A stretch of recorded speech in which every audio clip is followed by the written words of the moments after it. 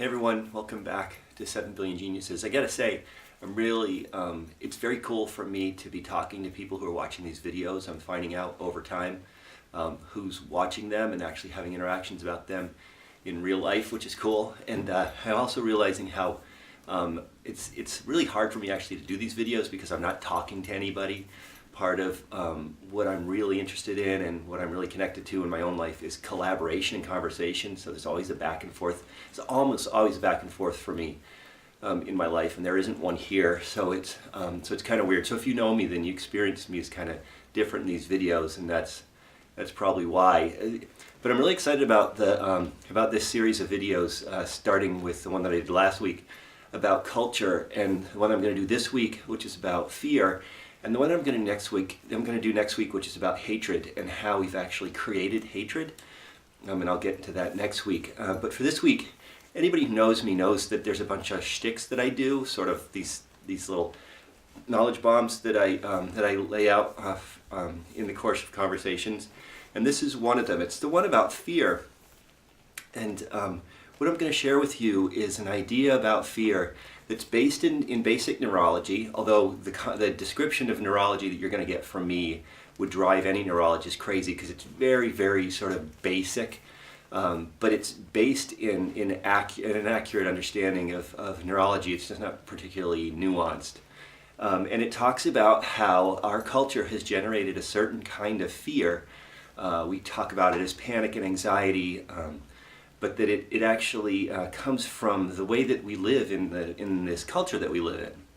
So I always start with a conversation about the limbic system, and I use this as a way to describe it. If this is your spinal column, if this is where the nerves come up through your spine, then this little thing here is a limbic system. If you think about a picture of a brain, when you see a picture of a brain in a comic strip or on the cover of a magazine, what you're really looking at is what's called the neocortex. It's the larger part of our brain that sits on top of our brain, and it's where all the thinking, the thought, the reflection, the conversation that happens inside our head happens in some ways. I mean, this is probably what I'm talking about that would drive a neurologist crazy. And also myself, I mean, the idea that we're so located in our brains is something that I really have a difficult time with. But in the context of panic, this is kind of relevant. And so this neocortex sits on top of the limbic system. And the limbic system is in direct contact with the things that actually activate our bodies and make us do things quickly. And so if you think about what happens in a panic attack, what actually happens is this limbic system gets activated, takes over pretty much from the neocortex, and gets stuff done. This is it's intended to keep us alive. And so when you talk to a woman who lifted a car up off of her child who can't remember doing it, but in fact did it, it's because the neocortex that would have created all the memories so that she would have remembered having done it wasn't involved. It was only this limbic system that activated and that got her to take care of business. Now here's the thing. The limbic system is an extraordinarily powerful, useful, amazing part of who we are. It's great, and it does its job very, very, very, very well. It keeps us alive. That's what its job is. The problem is this, and so I use this description of the bear. The limbic system essentially was evolved over time, if you want to think about it that way, to keep us alive from predators. So, and in this area, I'll talk about bears because they're the primary predator around here, even though there's very few, and that's a whole other conversation. But there's two outcomes when confronted by a bear. There's two actual real outcomes when confronted by a bear. Let's say the bear is hungry, and so we're prey for that bear. Two things will happen. One of two things will happen. We'll either get killed by the bear, and that will be obvious, or we won't. The bear will give up because it's too tired, because we've fought back, because we're up a tree, because we're somehow away from that bear. We will know that that is the outcome. That's the no bear outcome. It's either eaten us and we're dead, or it's gone. And it's very easiest for us to recognize the fact that the bear is gone because you look around and there's no bear. The problem with our culture is that we are invited into a position of fear with the limbic system's activated, where there's no bear outcome. meaning that there's no way for us to understand whether or not the bear is still a threat because there wasn't a bear in the first place. Like, for example, with when you're driving down the road and somebody cuts you off. Well, they cut you off, we go into the fight-flight place because that's neurologically where we go. But the fact is, if you're driving along and that person is 500 yards in front of you, there was no threat in the first place. What's happened in our culture is we've been taught to perceive threat when there isn't any threat. Like, for example, an even more benign one than that is whether or not our taxes are done. Many of us experience that question in a way that's perceived by us neurologically as a life-threatening threat, when in fact, you're not going to die if you don't do your taxes. But when you get into that place in your thinking, then that's a very difficult place to come out of because there's never no taxes. Because there was no life-threatening threat that would be identifiable like the bear with the two possible outcomes, there's never no bear. And so we're never in a position to really actually be able to recognize that that threat has passed, so we're invited to be in this place of constant fear and concern.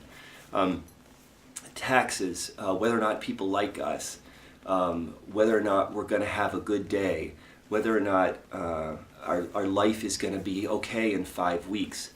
Much of what we struggle with in our culture is about being caught up in the future and the past, and also our imagination. These three territories that I talk about in the book, 7 Billion Geniuses, that are complete distractions from what's actually going on for us in our lives, but because we so much prioritize these territories in our lives, we are very much often in that position where the question of risk, no risk, threat, no threat, isn't concrete, it's vague. And because it's vague, it's difficult to know when it does no longer exist, when the threat is no longer there. And so it becomes possible for this fear to be perpetual. It becomes possible for us to constantly be in this limbic system place. And let me be clear about something. You know, in kind of general neurological terms, it's like the limbic system has been activated and the neocortex is no longer working and the memory functions and blah, blah, blah. It's a very broad description, and there's no way that we're only functioning in the limbic system at any time. But to say that we're more focused or prioritized in the limbic system, so therefore our thinking and our rational and our real contemplative parts of our brain aren't accessible, is pretty accurate. So in other words, when you're in a place, in that panic place because your taxes haven't been done or because you're not sure if you're going to be able to get the coffee in the morning, and I don't mean, let's take something more salient, like for example, worries about your children. It's great to be worried about your children. There are things to be, there are concerns to have about children. But the idea that those worry states get into this life-threatening place, that's where the problem is. To have concerns about whether or not your children are going to be happy in their lives, or whether they're doing drugs, or whether they're having sex, or whether they're actually out in life-threatening situations, driving a car where they could actually die. Those are really true things. But to be in a place where the limbic system should be activated in lethal threat situations where my personal physical life is being threatened. A bear. There is a real bear that's going to eat me, try to eat me or not. But there is a real life-threatening situation that's happening.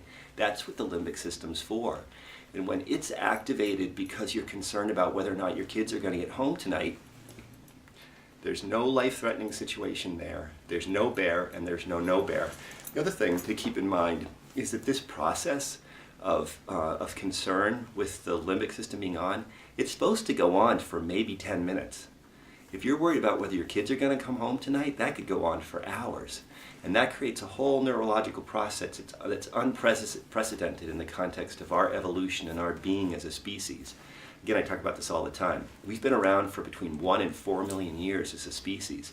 And this kind of process is new. This separation from real life-threatening threats in our lives, real lethal threats in our lives, is new. To be in a place where the primary threat that we all face really doesn't come from predators or other animals, it comes from other human beings. The real risk to all of us as human beings mostly comes from other human beings. That's completely new. And so to be in a place where we are in this sort of spinning territory of worry and fear, all the time is extraordinarily destructive for us physiologically. It takes time out of our lives. It makes our lives less rich and less fulfilling. But it all comes down to this one very simple idea, that when we are in that panic place with our limbic system activated, the reason why we stay there, the reason why it's destructive, the reason for panic, the reason for worry, the reason why pharmaceutical companies are making billions and billions of dollars a year because of antidepressant medications and anti-anxiety medications, is because there's no bear and there's no bear. So that's all I'm going to say about that today. There is a piece about how excitement and anxiety, looking forward to something and being worried about something, are essentially the same energy, that we're not good at understanding that fear really isn't a feeling, it's more like a belief about a threat, that this idea of kind of preparedness, that our bodies are physically prepared for an action and alert and aware that that's not necessarily a bad thing. All these things are ideas that have really fallen away from us as a culture, and that by reintroducing them we can completely reposition ourselves in relation to this fear thing and this panic thing and this stasis of life that we can get caught up in, that's based on us being in a place of worry and fear and concern all the time. So anyway, I hope this was useful. A lot of this stuff is in the book. If you want a copy of the book, 7 Billion Geniuses, just let me know. A friend of mine actually got in touch with me last week, and I sent him a copy. The contact information's at the end of the video. If you want to get in touch with me, I really appreciate being in touch with people. But looking forward to next week, when I'm going to talk about how we as a culture have created hatred. And I hope you tune in for that, and I hope you found this video useful. Please do stay in touch, and thanks for taking the time to watch.